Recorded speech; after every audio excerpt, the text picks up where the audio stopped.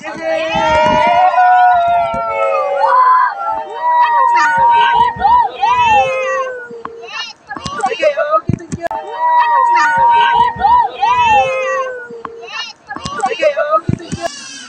si Batanes of Days Asi Lighthouse, magkaiba po siya ng bundok. Ano po, hindi po siya magkasama.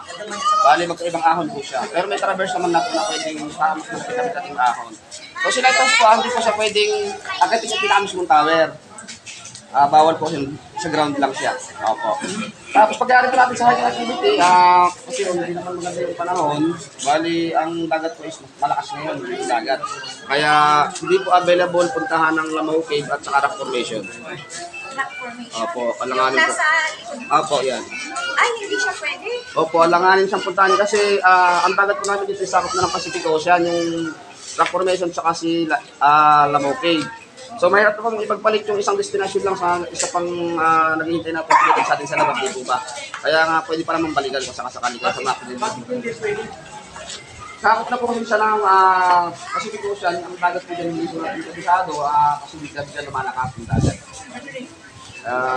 Mahirap din anuhin. So kung kaya naman, pwede rin natin sa puntahan.